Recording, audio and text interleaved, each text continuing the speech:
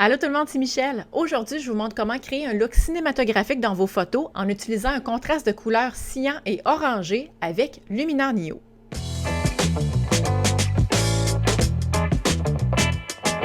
Pourquoi j'ai décidé de dédier une vidéo sur l'effet cyan et orangé et en fait pourquoi c'est pertinent d'utiliser ça dans notre photographie? C'est un effet cinématographique qui est basé sur la théorie des couleurs qui consiste à utiliser des tons de cyan, donc c'est comme du bleu, vert et d'orangé, dans une photo pour créer un contraste visuel intéressant. Le concept de base, c'est de créer un contraste chromatique entre les deux couleurs complémentaires. Ils sont opposés l'une à l'autre sur la roue des couleurs. Le cyan peut être utilisé pour représenter les ombres ou les tons froids et l'orangé peut être utilisé pour représenter les lumières ou les tons chauds dans l'image. C'est un effet qui est souvent utilisé pour donner aux images une ambiance dramatique, mystérieuse ou nostalgique. Ça peut être appliqué à différents genres de photographies comme des portraits, des paysages, des photos de rue, de la mode. Ça permet de rajouter de la profondeur, de la dimension et de l'intérêt visuel aux photos. Puis ce qui est intéressant, c'est que l'effet cyan-orange peut être adapté en fonction de nos intérêts visuels et de la vision qu'on a pour nos photos. Et grâce à des logiciels de traitement de post-production, comme dans le cas présent Luminar Neo,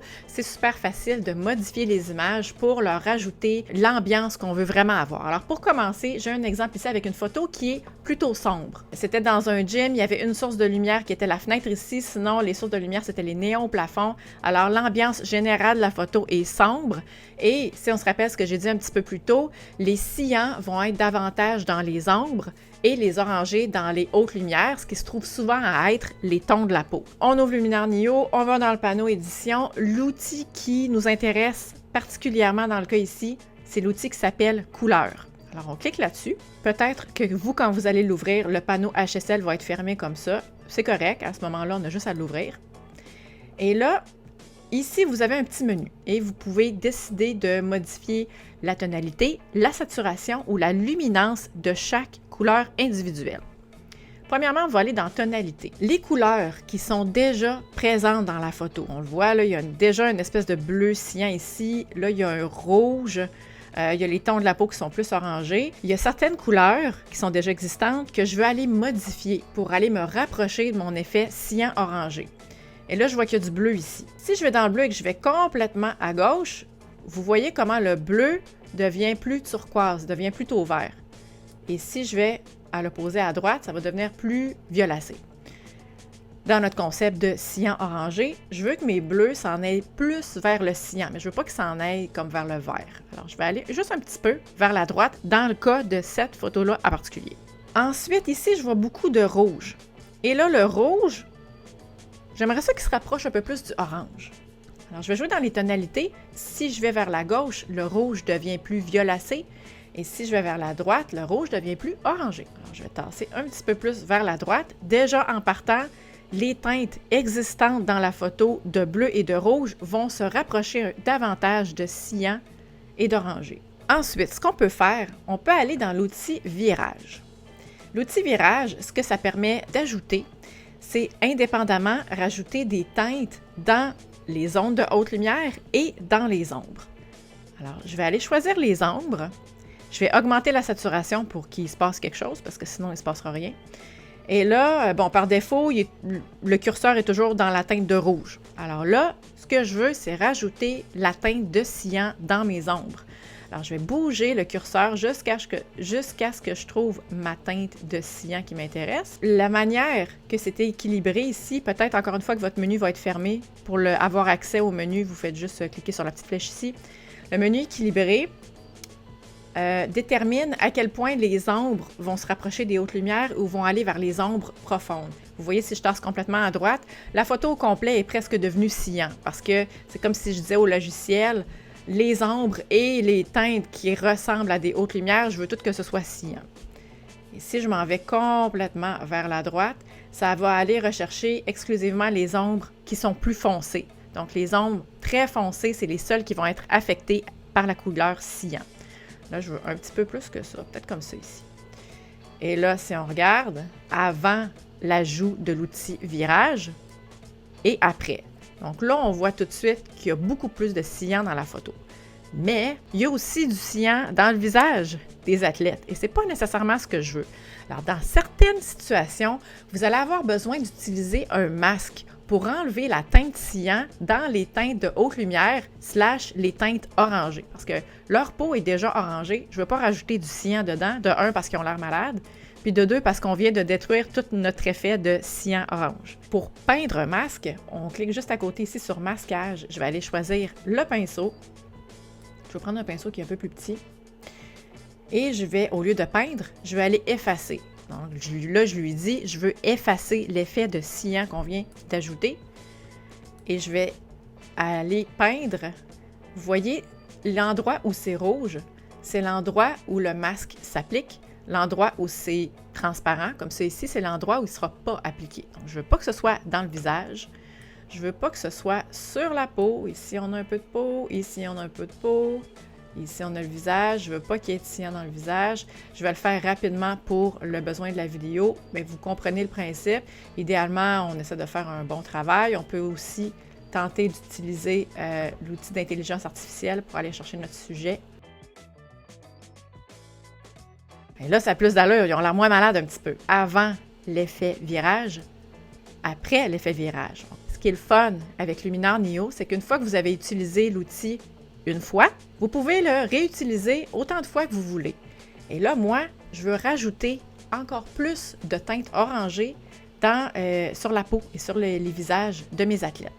Donc, je vais remonter dans mon outil couleur. Et là, c'est comme si on repartait à 9, tout est redevenu à 0. Je vais aller cette fois dans saturation. Je vais aller sélectionner mon orange. Et je vais l'augmenter. Vous voyez, si je vais vraiment exagérer, là, on voit très bien à l'endroit où il ressort. Puis moi, je suspecte qu'il y a aussi du rouge dans le visage des athlètes. Alors, je vais augmenter le rouge aussi. Et ce que je vais faire comme tout à l'heure avec l'outil cyan, mais je vais faire l'opposé. Je vais utiliser l'outil masquage et je vais peindre cet effet de orange-là, mais exclusivement sur la peau des athlètes. Parce que je ne veux pas augmenter nécessairement le orangé partout dans la photo. Et si on regarde avant, après, notre orangé est beaucoup plus présent. Peut-être même un petit peu trop. Je vais le diminuer un petit peu. Je pense qu'à 100, c'est un petit peu généreux. Et même ce qu'on peut faire, un petit truc comme ça, quand vous avez des photos qui ont tendance à être un petit peu sous-exposées et que vous voulez augmenter l'exposition dans le visage de vos sujets, vous pouvez aller dans Luminance, aller chercher les oranges et augmenter la luminance des oranges et des rouges. Naturellement, étant donné que c'est des couleurs présentes dans la peau, ça va augmenter l'exposition dans la peau. Donc, si on regarde à date, ce que ça donne, photo originale, effet cyan et orangé. Et une fois que le look nous plaît ou nous convient, bien là, c'est facile après d'utiliser n'importe quel des autres outils de Luminar Neo qui sont à votre disposition. D'ailleurs, si vous êtes nouveau avec le logiciel Luminar Neo, j'ai fait une vidéo pour vous permettre de découvrir le logiciel. Je vous invite à aller jeter un œil juste après la vidéo d'aujourd'hui. Alors moi, j'aime beaucoup l'outil Amélioration AI. J'aime beaucoup l'outil Structure également. Et je vais aller dans Visage AI et Visage Lumière pour aller rechercher de l'exposition, principalement dans le visage ici de Mishka, le sujet principal. Et si on regarde la photo originale, tendance à être sous-exposée, il n'y a pas d'effet cinématographique encore. Et une fois tous les effets ajoutés, bien là, vous voyez, la photo est beaucoup mieux exposée.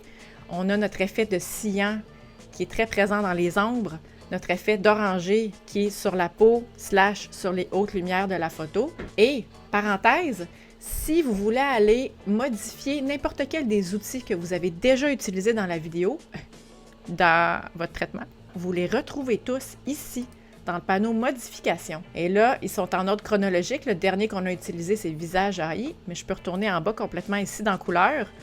Et on va retourner dans notre HSL qu'on a fait au début quand on avait fait notre changement de tonalité. Alors, vous pouvez individuellement retourner dans chaque outil que vous avez utilisé. Si vous créez un effet que vous aimez, vous pouvez, et je vous encourage fortement, de l'enregistrer comme preset. Et pour le faire, vous voyez, c'est très, très, très facile En bas ici, vous avez Action. Cliquez là-dessus. On veut enregistrer comme paramètre prédéfini. Ça, c'est un synonyme pour un preset ou un look. Et par défaut, une fois que vous allez avoir appuyé sur le bouton, ça va vous amener dans le panneau pré-réglage. Vous voyez, on a rendu au centre ici. Et là, je peux écrire cyan, orange. Et ça va me permettre de réutiliser ce preset-là, ce pré-réglage-là dans toutes les autres photos que je vais faire dans le futur. Ça permet de sauver vraiment beaucoup de temps. Et ce qui est intéressant, c'est que chaque pré-réglage, une fois qu'il est appliqué dans une nouvelle photo, on peut retourner dans tous les outils de façon individuelle pour l'ajuster à chaque photo. Parce qu'on sait que le pré-réglage que j'ai fait pour cette photo-là, une fois que je vais l'utiliser pour une autre photo, il y a des bonnes chances que ça ne s'applique pas parfaitement à 100%.